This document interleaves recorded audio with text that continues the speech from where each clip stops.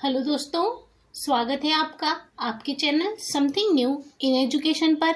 NCERT series में आज हम देखने वाले हैं क्लास 7 के एनसीईआरटी साइंस चैप्टर 5, जिसका नाम है भौतिक एवं रासायनिक परिवर्तन, फिजिकल एंड केमिकल चेंजेस। इस चैप्टर के अंदर हम देखेंगे भौतिक परिवर्तन क्या होते हैं, रासायनिक परिवर्तन क्या होते हैं, लोहे में जंग लगने की प्रक्रिया को देखेंगे, क्रिस्टलीकरण की प्रक्रिया को देखेंगे और चैप्टर के एंड में हम देखेंगे कि चैप्टर में हमने क्या सीखा है। चलिए, वीडियो को स्टार्ट करने से पहले रिक्वेस्ट है, वीडियो अच्छी लगती है, हेल्पफुल लगती है तो लाइक एंड शेयर और सब्सक्राइब जरूर करें। चलिए स्टार्ट करते हैं वीडियो को। दैनिक जीवन में हमें अपने आसपास से परिवर्तन दिखाई देते हैं। इन परिवर्तनों में एक या अधिक पदार्थ सम्मिलित हो सकते हैं। उदाहरण के लिए आपकी माताजी आपसे शीतल पेय बनाने के लिए पानी में शक्कर घोलने के लिए कहती हैं। शक्कर का विलयन बनाना एक परिवर्तन है। इसी प्रकार दूध से दही जमाना एक अन्य परिवर्तन है। कभी कभी दूध खट्टा हो जाता है, दूध का खट्टा होना भी एक परिवर्तन है। खिंचा हुआ रबड़ बैंड भी किसी परिवर्तन को प्रदर्शित करता है। ऐसे 10 परिवर्तनों की आप सूची बनाइए जिन्हें आप अपने आसपास देखते हैं, जिनमें से कुछ तो आपको ऊपर दे ही दिए गए। इस अध्याय में हम कुछ क्रियाकलाप करके इन परिवर्तनों की प्रकृति का अध्ययन करेंगे। व्यापक रूप से ये परिवर्तन 2 प्रकार के होते हैं, भौतिक और रासायनिक। मतलब ये 2 प्रकार क्या हैं? भौतिक परिवर्तन और रासायनिक परिवर्तन है। सबसे पहले हम भौतिक परिवर्तन के बारे में देखते हैं। यहाँ एक्टिविटी 5.1 दी गई है, इसको देखते हैं। कागज के एक टुकड़े को 4 वर्गाकार टुकड़ों में काटिए। अब प्रत्येक वर्ग को पुनः 4 टुकड़ों में काटिए। इन टुकड़ों को फर्श अथवा किसी मेज पर इस प्रकार लगाइए जिससे ये टुकड़े परस्पर जुड़कर कागज के टुकड़े का मूल आकार लें, जैसा कि आपको फिगर 5.1 में दिखाया गया है। किस प्रकार से देखिए, पहले तो 4 टुकड़े थे। पहले एक कागज था बड़ा सा, एक शीट थी पूरी, उनको भागों में बांटा गया। उसके बाद इनमें से एक टुकड़े को फिर से 4 बराबर भागों में बांटा गया और फिर एक टेबल पे या फर्श पे आपने इस प्रकार रखा कि ऐसे लग रहा है कि चारों मतलब पूरा कागज फिर से जुड़ गया है। आगे क्या कहते हैं देखते हैं। स्पष्ट रूप से आप टुकड़ों को पुनः जोड़कर मूल टुकड़ा नहीं बना सकते, केवल आप रख सकते हैं वैसे। लेकिन क्या कागज के गुण में कोई परिवर्तन हुआ है? क्या कागज के गुण का कोई परिवर्तन हुआ है? नहीं, ये वैसी की वैसी दिखाई दे रही है। बस हम उसे जोड़ के फिर से उस स्थिति में नहीं ला पा रहे, लेकिन इनके गुण में कोई परिवर्तन नहीं हुआ है। आगे एक्टिविटी है 5.2, इसको देखते हैं। अपनी कक्षा के चॉक बोर्ड के आसपास फर्श पर गिरे चॉक पाउडर को एकत्रित कर लें अथवा चॉक के एक टुकड़े का चूड़ अर्थात पाउडर बना लें। इस पाउडर में थोड़ा जल मिलाकर पेस्ट बना लें। इसे चॉक के आकार में बेल कर सूखने दें। क्या आप चॉक के चूड़ से फिर चॉक बना सकते हैं? बिल्कुल बना सकते हैं। आगे एक्टिविटी 5.3 है। कांच या प्लास्टिक के कटोरे में थोड़ी बर्फ लीजिए। बर्फ के थोड़े से भाग के पिघलने तक बर्तन को धूप में रखें। अब आपके पास बर्फ और जल का मिश्रण होगा। अब कटोरे को हिमकारी मिश्रण बर्फ और नमक में डाल दें। क्या जल फिर से ठोस बर्फ बन गया? बिल्कुल बन जाएगा, फिर से वो बर्फ बन जाएगा। एक्टिविटी 5.4 है। एक पात्र में थोड़ा सा जल लेकर उसे उबालिए। क्या आपको जल की सतह से भाप निकलती दिखाई देती है? हाँ, बिल्कुल दिखाई देगी। उबलते हुए जल से कुछ दूरी पर भाप के ऊपर किसी बर्तन को उल्टा करके रखिए, मतलब प्लेट वगैरह। बर्तन की भीतरी सतह को देखिए। क्या आपको वहां जल की बूंदें दिखाई देती हैं? हाँ, वहां पर जल फिर से संघनित होकर दिखाई देगा। आगे है एक्टिविटी 5.5। सावधानी क्या रखनी है इसमें कि ज्वाला पर कार्य करते समय सावधानी बरतनी है। उपयोग किए जा चुके लोहे की आरी के ब्लेड को चिमटे से पकड़िए। ब्लेड के मुक्त सिरे के अगले भाग को गैस स्टोव की ज्वाला पर रखिए। कुछ मिनट तक प्रतीक्षा कीजिए। क्या ब्लेड के अग्रभाग के रंग में कोई परिवर्तन होगा? हाँ, वो एकदम लाल हो जाएगा, रक्त तप्त हो जाएगा। ब्लेड को ज्वाला से हटाइए। कुछ समय बाद अग्रभाग को पुनः देखिए, वो फिर से पुरानी स्थिति में वापस आ जाएगा, नॉर्मल स्थिति में। अब क्या कहते हैं, ब्लेड को ज्वाला से हटा के आप फिर से देखेंगे तो फिर से पुनः स्थिति में आ जाएगा। क्या इसका पहले वाला रंग वापस आ जाता है? हाँ, आ जाता है। एक्टिविटी 5.1 5.2 से आपने देखा कि कागज तथा चौक के आपस माप यानी साइज में परिवर्तन हो जाता है। हाँ, क्योंकि देखो कागज को टुकड़ा करते हैं तो हम उसको फिर से जोड़ नहीं पा रहे, उसके आकार में तो परिवर्तन हो रहा है। एक्टिविटी 5.3 और 4 में जल की अवस्था परिवर्तित हो रही है। पहले हमने देखा बर्फ को पानी में आधा बदला, फिर से उसको ठोस बना दिया ठंडा करके, और हमने देखा पानी को उबाल कर हमने भाप बनाया, फिर भाप को पानी के ऊपर प्लेट रख के भाप को फिर से पानी में बदला, तो ये उसके अवस्था में परिवर्तन देखा, ठोस से द्रव और गैस से द्रव में। अब यहाँ पे एक्टिविटी 5.5 में आरी के ब्लेड का रंग गर्म करने पर परिवर्तित हो जाता है। मतलब पहले दो एक्टिविटीज में हमने उसके आकार में परिवर्तन देखा, फिर दो एक्टिविटीज में हमने अवस्थाओं में परिवर्तन देखा, और लास्ट की एक्टिविटी में हमने देखा उसके रंग में परिवर्तन हो रहा है। आगे क्या कहते हैं, पदार्थ के आकार, आमाप यानी आकृति, साइज, रंग और अवस्था जैसे गुण उसके भौतिक गुण कहलाते हैं। इन जो एक्टिविटीज में, ऊपर की पांचों एक्टिविटीज में जो हमने परिवर्तन देखा है, जैसे उसके आकार, उसकी आकृति और उसके रंग, ये सभी क्या थे, भौतिक परिवर्तन थे। ये सब उनके गुण क्या होते हैं, आकार, आकृति यानी साइज, रंग, अवस्था क्या होते हैं, उनके भौतिक गुण होते हैं। इसलिए इनमें परिवर्तन क्या कहलाएगा, भौतिक परिवर्तन कहलाएगा। वह परिवर्तन जिसमें किसी पदार्थ के भौतिक गुणों में परिवर्तन हो जाता है। भौतिक गुण कौन कौन से, वही जो अभी हमने पढ़ा, आकार, आमाप यानी साइज, रंग और अवस्थाएं, ये परिवर्तन भौतिक परिवर्तन कहलाते हैं। भौतिक परिवर्तन सामान्यतः उत्क्रमणीय होता है, मतलब पुनः स्थिति में वापस आ जाता है लगभग सामान्यतः। ऐसे परिवर्तन में कोई नया पदार्थ नहीं बनता है। आपने कागज को काटा, टुकड़ों में बट गया, क्या दूसरा चीज कुछ बन गया? आपने जल को बर्फ में बनाया, फिर बर्फ से जल बनाया, क्या कोई और चीज आपको मिल गई? क्या उसके गुणों में ही चेंज हो गया? ऐसा नहीं है। अब हम दूसरे प्रकार के परिवर्तन को पर विचार करते हैं। अभी तक हमने भौतिक परिवर्तन को देखा, अब हम रासायनिक परिवर्तन को देखते हैं। लोहे में जंग लगना एक ऐसा परिवर्तन है जिससे आप भली भांति परिचित होंगे, मतलब जनरली आपने घरों में देखा होगा। यदि आप लोहे के एक टुकड़े को कुछ दिनों के लिए खुले में छोड़ दें तो इस पर भूरे रंग के पदार्थ की परत जम जाती है। यह पदार्थ जंग कहलाता है और यह प्रक्रम जंग लगना कहलाता है। जैसा कि फिगर 5.2 में आपको चीजों में जंग लगी हुई दिख रही हैं। ये है फिगर आपका 5.2 है। यहाँ पे चीजों को आप देख सकते हैं किस प्रकार इन पर जंग लगा हुआ भूरा भूरा आपको दिख रहा है। पार्क अथवा लॉन आदि के लोहे के दरवाजे अथवा बगीचों या पार्क आदि में रखी लोहे की बेंचें और लोहे की लगभग कोई भी वस्तु जो खुले में रहती है में जंग लग जाती है। आपने देखा होगा कि घर में रखी कुल्हाड़ी, हथौड़ा आदि को वायु में कुछ दिनों तक खुला रख देने पर उनमें जंग लग जाती है। रसोई में लोहे का गीला तवा कुछ समय तक खुला छोड़ देने पर उसमें जंग लग जाती है। जंग लोहा नहीं है, जंग उस पदार्थ यानी लौह से भिन्न होती है जिस पर यह लगती है। मतलब लोहे पर लगती है जंग, जंग लोहा नहीं होता, उससे अलग होती है। आइए हम कुछ ऐसे और परिवर्तनों पर विचार करें जिनमें नए पदार्थ निर्मित होते हैं। मतलब जंग जो होता है एक नया पदार्थ होता है। एक्टिविटी 5.6 दी गई है। यहाँ देखते हैं, शिक्षक द्वारा निर्देशित किए जाने के लिए सावधानी क्या है कि मैग्नीशियम के जलते हुए फीते अथवा तार की और लंबी अवधि तक देखना हानिकारक होता है। इसलिए बच्चों को ध्यान से रखना है कि उसकी ओर बहुत देर तक ना देखें। शिक्षकों को बच्चों को बताना चाहिए कि वे जलते हुए मैग्नीशियम की ओर अधिक समय तक टकटकी लगाकर ना देखें। ये क्रियाकलाप करते वक्त ये सावधानी आपको रखनी है। एक्टिविटी देखते हैं। मैग्नीशियम की एक पतली पट्टी जो कि इन्होंने ली है, आप देखेंगे। फीता अथवा तार का टुकड़ा लीजिए, इसके सिरों को रेगमाल से साफ कर लीजिए। साफ क्यों करना है?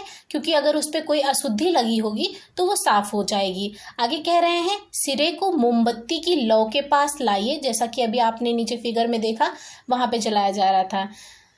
यह चमकदार श्वेत यानी सफेद प्रकाश देती हुई जलने लगती है, जैसा कि फिगर आपको 5.3 में दिखाया गया है। आप देख सकते हैं ये फिगर मैग्नीशियम का जलता हुआ फीता। आप यहाँ पे देखिए ये फीता कैसे प्रकाश को दे रहा है, सफ़ेद प्रकाश को दे रहा है, सफ़ेद ज्वाला दे रहा है। आगे क्या कहते हैं, पूरी तरह जलने के बाद कुछ श्वेत भस्म पाउडर शेष रह जाता है, मतलब जो राख आपको प्राप्त होगी, इससे जो पाउडर प्राप्त होगा वो सफ़ेद होगा और वो क्या होगा, मैग्नीशियम ऑक्साइड होगा, क्योंकि मैग्नीशियम ऑक्सीजन के साथ अभिक्रिया करके MgO यानी मैग्नीशियम ऑक्साइड बनाता है। आगे देखते हैं, क्या भस्म मैग्नीशियम के फीते जैसी लगती है? नहीं, बिल्कुल नहीं, मैग्नीशियम अलग है, मैग्नीशियम ऑक्साइड मिला है हमें। इस परिवर्तन को निम्नलिखित समीकरण द्वारा व्यक्त किया जा सकता है। वही आपको यहाँ केमिकल इक्वेशन के जरिए दिखाया गया है। मैग्नीशियम लेंगे और ऑक्सीजन के साथ अभिक्रिया कराएंगे यानी उसे जलाएंगे तो हमें प्राप्त होगा मैग्नीशियम ऑक्साइड। यहाँ पे आप देखेंगे ये बैलेंस नहीं है, इसीलिए बैलेंस रिएक्शन के लिए यहाँ पे हम 2Mg लेते हैं और यहाँ पे हमें तैयार होता है 2MgO, यानी ऑक्सीजन भी 2 है, मैग्नीशियम भी 2 है, दोनों के आगे 2 लग गया तो ये बैलेंस हो जाएगा। आगे देखते हैं, ध्यान दें कि यहाँ समीकरण गणित में प्रयुक्त समीकरणों से भिन्न है। इस प्रकार के समीकरणों में तीर का अर्थ है बनना या हो जाता है। यहाँ पे आपको जो एरो दिखाया गया है, मतलब ये दिखाता है कि ये बन गया है, बन रहा है, बना है या प्राप्त हुआ है। ये हमारा अभिकारक होता है, ये उत्पाद होता है, यानी ये रिएक्टेंट्स होते हैं और प्रोडक्ट के रूप में हमें ये प्राप्त हुआ है, ये यहाँ पे रिएक्शन दिखा रहा है। इस प्रकार के समीकरणों में आगे देखते हैं, इस पुस्तक में रासायनिक समीकरणों को संतुलित करने का कोई प्रयास नहीं किया जा रहा है। जैसे कि हमने आपको ऊपर बताया कि वो रिएक्शन जो थी बैलेंस नहीं थी, लेकिन हमने आपको बैलेंस करके दिखा भी दिया और ना ही यह छात्रों से अपेक्षित है। मतलब यहाँ अभी आपको आपकी क्लास में ये नहीं कहा जा रहा है कि आप रिएक्शंस को बैलेंस करके दिखाइए। भस्म को एकत्रित करके इसमें जल की कुछ मात्रा मिलाइए, मतलब जो मैग्नीशियम ऑक्साइड आपको प्राप्त हुआ है उसमें कुछ जल मिलाइए। मिश्रण यानी जलीय विलयन को अच्छी तरह हिलाइए। मिश्रण को लाल और नीले लिटमस पत्र से परीक्षण करिए। लिटमस क्या होता है, प्राकृतिक सूचक होता है जो कि हम लिचेन नामक पौधों से बनाते हैं। और ये अगर माध्यम अम्लीय, मतलब विलयन जो है आपके पास अगर अम्लीय होगा तो लाल लिटमस पेपर को नीले लिटमस पेपर को लाल कर देगा, और अगर आपका विलयन क्षारीय होगा तो लाल लिटमस पेपर को नीला कर देगा। तो इसीलिए हम इसका परीक्षण लिटमस पेपर से कर रहे हैं, लाल और नीले से। क्या अगर मतलब अम्लीय माध्यम में आप लाल डाल देते हैं तो उस पर कोई प्रभाव नहीं दिखेगा, क्योंकि वो लाल ही रहेगा। तब क्या मिश्रण लाल लिटमस को नीला कर देता है? जो मैग्नीशियम ऑक्साइड आपको प्राप्त हुआ है, क्या लाल लिटमस पेपर पर कोई प्रभाव दे रहा है?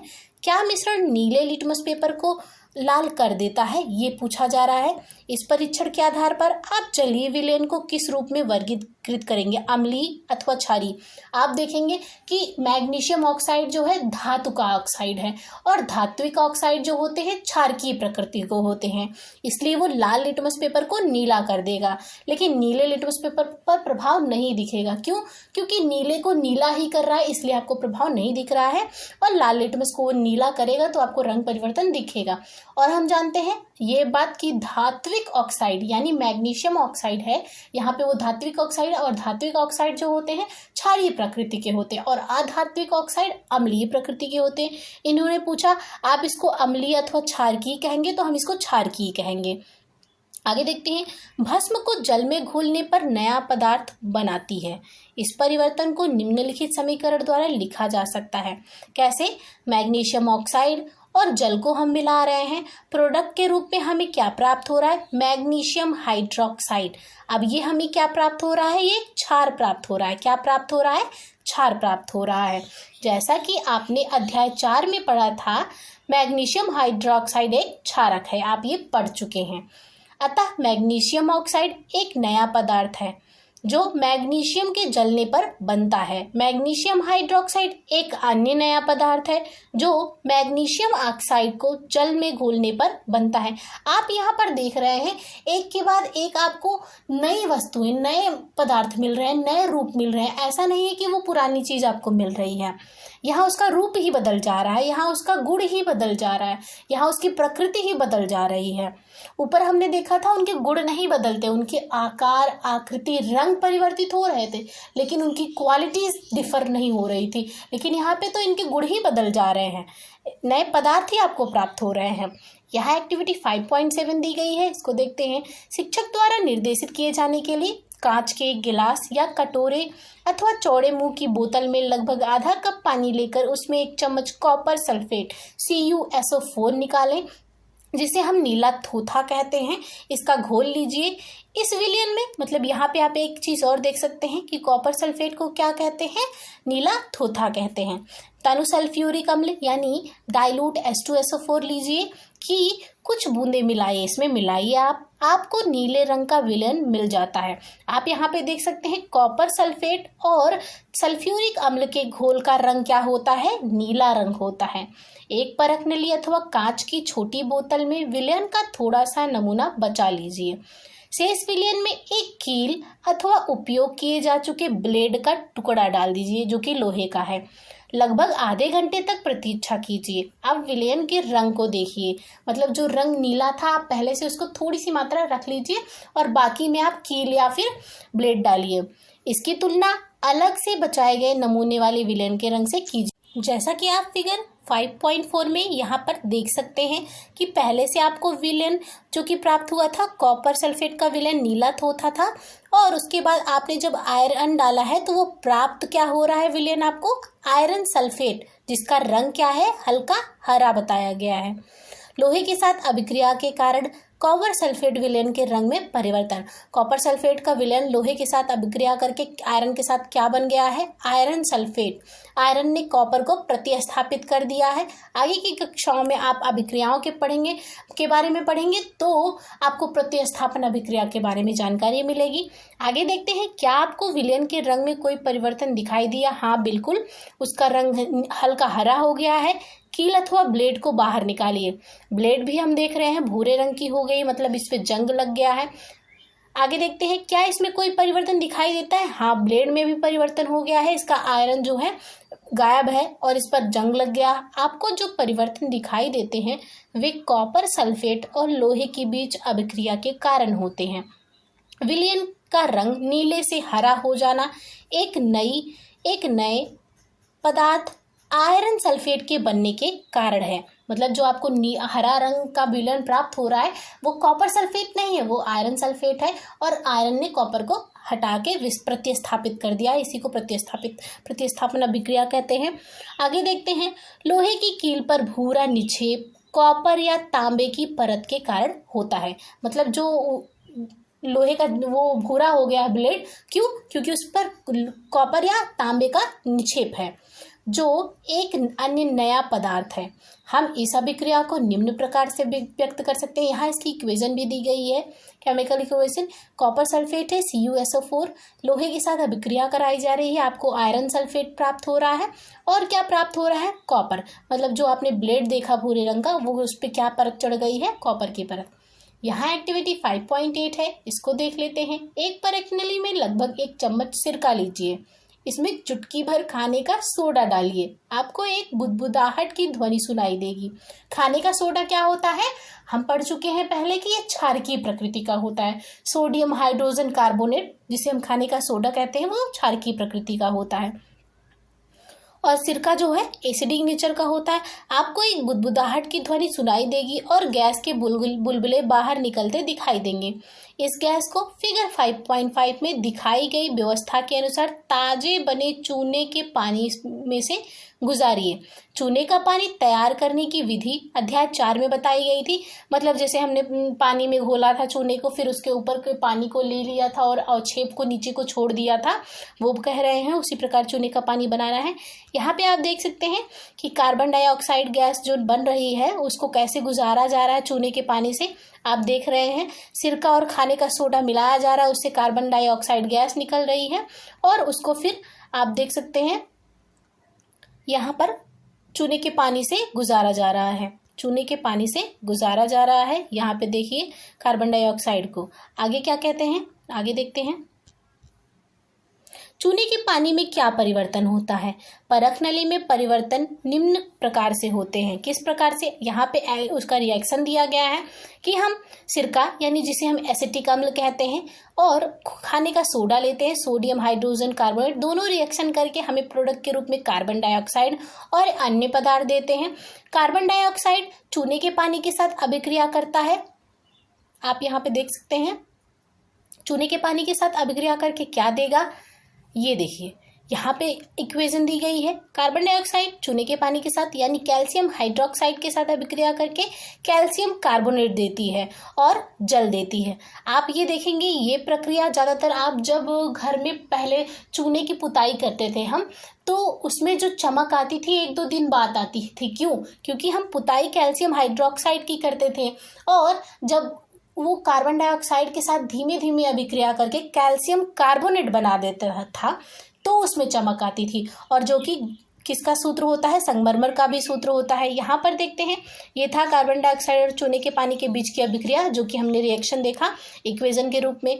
आगे देखते हैं जब कार्बन डाइऑक्साइड को चूने के पानी में प्रवाहित किया जाता है तो कैल्शियम कार्बोनेट बनता है। हमने ये देखा यहाँ पर, जिससे चूने का पानी दुधिया हो जाता है यानी सफ़ेद रंग का हो जाता है। चूने के पानी का दुधिया हो जाना कार्बन डाइऑक्साइड का मानक परीक्षण है। आप इसका मतलब चूने के पानी को आप देखेंगे कार्बन डाइऑक्साइड प्रवाहित करेंगे चूने के पानी में तो चूने का पानी का रंग क्या हो जाता है? दुधिया हो जाता है। ये क्वेश्चन का अच्छा पॉइंट बन सकता है। आप इसका उपयोग अध्याय 6 में यह दिखाने के लिए करेंगे कि हम श्वास में जो वायु बाहर निकालते हैं उसमें कार्बन डाइऑक्साइड की मात्रा अधिक होती। किस प्रकार से? कि हम पहले चूने के पानी को लेंगे, एक में वायु को छोड़ेंगे और फिर उतना ही फिर चूने का एक और विलयन लेंगे चूने के पानी का और उसमें हम अपनी श्वास को छोड़ेंगे, निश्वास को छोड़ेंगे, मतलब छोड़ी गई सांस को छोड़ेंगे। फिर देखेंगे किसमें जल फास्ट तरीके से, मतलब सबसे पहले किस चूने का पानी का रंग दुधिया हो जाता है और किसमें वह प्रक्रिया तीव्र होती है, मतलब जिसमें कार्बन डाइऑक्साइड की मात्रा ज़्यादा होगी उसमें तीव्रता से ये प्रक्रिया होगी। और जाहिर सी बात है कि हमारे निश्वास से निकलने वाली कार्बन डाइऑक्साइड की मात्रा 4% होती है और जो कि वायुमंडल में के वायु में 3% होती है, 0.03% होती है। इसीलिए यहाँ पे आप देखेंगे निश्वास द्वारा छोड़ी गई श्वास द्वारा जो छोड़ी जा रही कार्बन डाइऑक्साइड उससे पानी दुधिया जल्दी हो जाएगा। उसे हम आगे के चैप्टर में पढ़ेंगे। क्रियाकलाप 5.6 से 5.8 में आपने देखा कि प्रत्येक परिवर्तन में एक या अधिक नए पदार्थ बनते थे। हमने ऊपर देखा कि हमें नए पदार्थ प्राप्त हो रहे हैं। एक्टिविटी 5.6 में मैग्नीशियम को वायु की उपस्थिति में जलाने पर बनने वाली भस्म एक नया पदार्थ थी जो कि मैग्नीशियम ऑक्साइड थी। एक्टिविटी 5.7 में कॉपर सल्फेट की लोहे के साथ अभिक्रिया से आयरन सल्फेट और कॉपर बने थे जो कि नए पदार्थ थे। ये दोनों नए पदार्थ थे। कॉपर लोहे की ब्लेड पर निक्षेपित हो गया था। एक्टिविटी 5.8 में सिरका और खाने के सोडे की अभिक्रिया से कार्बन डाइऑक्साइड बनी थी जिससे चूने के पानी को दुधिया कर दिया था। क्या आप इस अभिक्रिया में बनने वाले नए पदार्थ का नाम बता सकते हैं? कैल्शियम कार्बोनेट था नया पदार्थ। वह परिवर्तन यहाँ पे अब हम देख रहे हैं कि इस परिवर्तन में नए पदार्थ प्राप्त हो रहे हैं, नई स्वरूप उसका मिल जा रहा है। वह परिवर्तन जिसमें एक या एक से अधिक नए पदार्थ बनते हैं रासायनिक परिवर्तन कहलाता है। हमने ऊपर देखा था कि वह परिवर्तन जिसमें पदार्थों की आकृति, आकार, रंग में परिवर्तन होता है उस परिवर्तन को भौतिक परिवर्तन कहते हैं और वह परिवर्तन जिसमें नए पदार्थ प्राप्त होते हैं उसे रासायनिक परिवर्तन कहते हैं। यहाँ पर हम देख रहे हैं रासायनिक परिवर्तन को रासायनिक अभिक्रिया भी कहते हैं। रासायनिक परिवर्तन हमारे जीवन में अत्यधिक महत्वपूर्ण है। सभी नए पदार्थ रासायनिक परिवर्तनों के परिणाम स्वरूप ही बनते हैं। उदाहरण के लिए भोजन का पाचन, फलों का पकना, अंगूर का किण्वन आदि विभिन्न रासायनिक परिवर्तनों के कारण होता है। औषधि भी रासायनिक अभिक्रियाओं की श्रृंखला का एक उदाहरण है। आगे देखते हैं। उपयोगी नए पदार्थ जैसे कि प्लास्टिक और अपमार्जकों जिसे हम डिटर्जेंट भी कहते हैं को रासायनिक अभिक्रियाओं द्वारा ही बनाया जाता है। वास्तव में प्रत्येक नए पदार्थ की खोज रासायनिक परिवर्तनों का अध्ययन करने की अध्ययन करके की गई है। हमने देखा कि रासायनिक परिवर्तन में एक या एक से अधिक नए पदार्थ निर्मित होते हैं। नए उत्पादों अर्थात पदार्थों के अतिरिक्त रासायनिक परिवर्तन में निम्न घटनाएं भी होती हैं। कौन कौन सी हैं? आइए देखते हैं कि और कौन सी घटनाएं होती हैं। फर्स्ट पॉइंट पे है इसी में ऊष्मा, प्रकाश अथवा किसी अन्य प्रकार के विकिरण, उदाहरण के लिए परावैंगनी हो सकती है, अल्ट्रावायलेट हो सकती है, का निर्मुक्त यानी बाहर निकलना अथवा उनका अवशोषित होना भी होता है। नेक्स्ट पॉइंट है ध्वनि का उत्पन्न होना। नेक्स्ट पॉइंट गंध में परिवर्तन होना अथवा किसी नई गंध का बनना, मतलब नए पदार्थ के साथ ये घटनाएं भी होती हैं। रंग में परिवर्तन होना, किसी गैस का बनना। आइए अब हम कुछ अन्य उदाहरणों पर विचार करते हैं। आपने देखा कि मैग्नीशियम के फीते का जलना एक रासायनिक परिवर्तन है। कोयला, लकड़ी अथवा पत्तियों का जलना भी रासायनिक परिवर्तन है। वास्तव में किसी भी पदार्थ का जलना एक रासायनिक परिवर्तन है। जलने के साथ सदैव ऊष्मा का उत्पादन होता है। पटाखों का विस्फोट एक अन्य रासायनिक परिवर्तन है। आप जानते हैं कि ऐसे विस्फोट से ऊष्मा, प्रकाश, ध्वनि और अरुचिकर गैसें उत्पन्न होती हैं जो वायुमंडल को प्रदूषित करती हैं। इसलिए आपको पटाखे न जलाने की सलाह दी जाती है। जब भोजन सामग्री बासी हो जाती है अथवा सड़ गल जाती है तो उससे दुर्गंध आने लगती है। क्या हम इस परिवर्तन को रासायनिक परिवर्तन कह सकते हैं? बिल्कुल कह सकते हैं। आगे देखते हैं सुरक्षात्मक आवरण बताया गया है कुछ, इसको देखते हैं। आपने वायुमंडल में ओजोन की परत के बारे में अवश्य सुना होगा। यह हमें सूर्य के प्रकाश में उपस्थित हानिकारक पराबैंगनी विकिरण से बचाता है। ओजोन पराबैंगनी विकिरण को अवशोषित कर लेती है और ऑक्सीजन से परिणत हो जाती है। ऑक्सीजन ओजोन से भिन्न होती है। क्या हम ओजोन के अपघटन को रासायनिक परिवर्तन कह सकते हैं? बिल्कुल। यदि ओजोन द्वारा पराबैंगनी विकिरण अवशोषित नहीं होती तो वह पृथ्वी की सतह पर पहुंचकर हमें अन्य जीवों को हानि पहुंचाती। ओजोन इस विकिरण से हमें सुरक्षा प्रदान करने में प्राकृतिक आवरण की तरह कार्य करता है। इसीलिए वो कुछ गैसें होती हैं जो हानिकारक गैसें हैं, जो ओजोन परत को नष्ट कर रही हैं, जिन वस्तुओं से निकलती हैं, हमें उन वस्तुओं की उपयोगिता कम करनी चाहिए। आगे देखते हैं। संभवतः आपने देखा होगा कि यदि सेब को काटने के बाद तत्काल ना खा लिया जाए तो उसके कटे हुए टुकड़े भूरे रंग के हो जाते हैं। यदि आपने रंग में यह परिवर्तन नहीं देखा तो किसी सेब का एक टुकड़ा काटिए और उसे कुछ देर तक ऐसा ही छोड़ दीजिए। इसी प्रकार का क्रियाकलाप आलू अथवा बैगन के टुकड़े के साथ दोहराइए। ऐसी प्रत्येक स्थिति में रंग का परिवर्तन वास्तव में किसी नए पदार्थ अथवा पदार्थों के बनने का कारण होता है। क्या यह परिवर्तन रासायनिक परिवर्तन नहीं है? आगे देखते हैं। बूझो कहते हैं अध्याय 1 में हमने पढ़ा कि पादप अर्थात पौधे अपना भोजन प्रकाश संश्लेषण नामक प्रक्रम द्वारा स्वयं बनाते हैं। क्या हम प्रकाश संश्लेषण को रासायनिक परिवर्तन कह सकते हैं? बिल्कुल, क्योंकि उससे भी नए पदार्थ निर्मित होते हैं। पहली ने कहा कि पाचन भी एक रासायनिक परिवर्तन है, जो कि हम ऊपर देख चुके हैं कि पाचन रासायनिक परिवर्तन है। अध्याय 4 में आपने अम्ल और क्षारक को परस्पर मिलाकर उदासीन किया था। क्या उदासीनीकरण की अभिक्रिया रासायनिक परिवर्तन है? बिल्कुल है, क्योंकि उससे भी नई चीजें प्राप्त हो रही थी। लोहे में जंग लगना, आइए देखते हैं लोहे में जंग लगना, जिसकी चर्चा हम ऊपर कर चुके हैं। आइए हम जंग लगने की घटना पर पुनः विचार करते हैं। यह एक ऐसा परिवर्तन है जो लोहे की वस्तुओं को प्रभावित करता है और धीरे धीरे उन्हें नष्ट कर देता है। चूंकि लोहे का उपयोग पुल यानी सेतु, जहाज, कार, ट्रक आदि का ढांचा बनाने और अन्य कई वस्तुओं को बनाने के लिए किया जाता है, अतः जंग लगने के कारण होने वाली आर्थिक हानि बहुत अधिक होती है। जंग लगने की प्रक्रिया को निम्नलिखित समीकरण द्वारा व्यक्त किया जा सकता है। उसके केमिकल रिएक्शन को, उसका केमिकल इक्वेशन दिया गया है, जैसे कि आयरन और ऑक्सीजन के साथ अभिक्रिया और जल के साथ अभिक्रिया हो रही है। ये अभिकारक के रूप में है, प्रोडक्ट के रूप में हमें आयरन ऑक्साइड यानी फेरिक ऑक्साइड प्राप्त हो रहा है, जिसे हम फेरिक ऑक्साइड भी कहते हैं, जो कि जंग होता है, नया पदार्थ प्राप्त होता है। जंग लगने के लिए ऑक्सीजन और जल अथवा जलवाष्प दोनों की उपस्थिति अनिवार्य है। मतलब आपको ऑक्सीजन भी चाहिए, जल चाहिए, जल की किसी भी रूप में हो, जलवाष्प के रूप में हो, मतलब नमी के रूप में हो, लेकिन होना चाहिए। वास्तव में यदि वायु में आर्द्रता यानी नमी की मात्रा अधिक हो, अर्थात नमी अधिक हो, तो जंग जल्दी लगती है। पहली क्या कहती है, ओह, इसीलिए मेरी सहेली रीता सदैव लोहे की वस्तुओं में जल्दी जंग लगने की शिकायत करती है, क्योंकि वह समुद्र तट के निकट रहती है। आगे है, हम जंग लगने से रोकथाम कैसे करते हैं। लोहे की वस्तुओं को ऑक्सीजन अथवा जल अथवा दोनों के संपर्क में आने से बचाकर ही ऐसा किया जा सकता है। इसका एक सरल उपाय उन पर पेंट अथवा ग्रीस की एक परत